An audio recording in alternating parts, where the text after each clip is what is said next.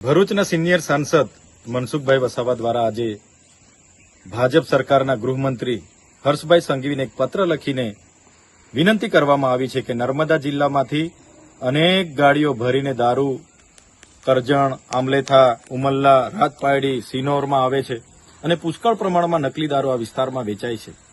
ત્યારે મોડે મોડે પણ મનસુખભાઈ વસાવા જાગ્યા છે ત્યારે આનંદ થાય છે।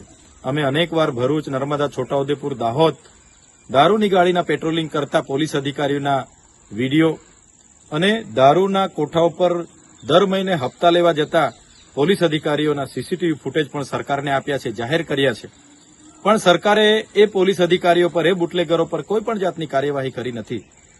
ત્યારે મનસુખભાઈ વસાવાનું કહેવું એવું છે કે કેટલાક રાજકીય નેતાઓ, બુટલેગરો અને પોલીસ અધિકારીઓ બધા સાથે મળીને આ પ્રકારની આખી પ્રવૃત્તિ ચલાવે છે। ત્યારે પહેલા તો મનસુખભાઈ એ રાજકીય નેતાઓના નામ એમની પાસે હોય તો જાહેર કરે, બુટલેગરોના નામ જાહેર કરે, પોલીસ અધિકારીઓના નામ જાહેર કરે અને એમની સરકાર છે, એમના જ ગૃહમંત્રી છે, જેઓ હર હંમેશ કહેતા હોય છે કે કાયદામાં રહેશો તો ફાયદામાં રહેશો। ત્યારે આ વખતે કાયદાનો પાવર એમણે બતાવવો પડશે। કોઈ પણ ચમરબંધીને છોડવામાં ન આવે એવી મોટી મોટી એ લોકો ફાંકાઓ, ગુલાંગો ફૂકે છે। ત્યારે આ વખતે ચમરબંધીઓના નામ મનસુખભાઈ આપે છે, એમના પર કાર્યવાહી કરે એવી અમારી પ્રબળ માંગ છે।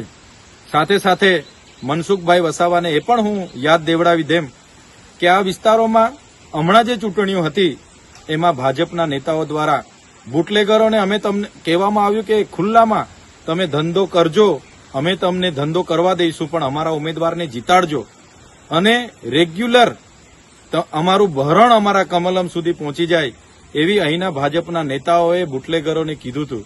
ત્યારે અમારી લાગણી ને માગણી છે, ગુજરાતની જનતાની માગણી છે કે મનસુખભાઈ વસાવા પર જેટલા પણ રાજકીય નેતાઓ, જેટલા પણ બુટલેગરો, પોલીસ અધિકારીઓ જે આ પ્રકારના ધંધાઓ કરે છે એમના નામ હોય તો જાહેર કરે અને એમની સરકારમાં એમના પર કડકમાં કડક કાર્યવાહી કરાવવામાં આવે એવી અમારી પ્રબળ માંગ। હજુ સુધી તમે અમારી ચેનલને સબસ્ક્રાઇબ નથી કરી તો અત્યારે જ ન્યૂઝરૂમ ગુજરાતને સબસ્ક્રાઇબ કરો, ફેસબુક અને ઇન્સ્ટાગ્રામ પર ફોલો કરો।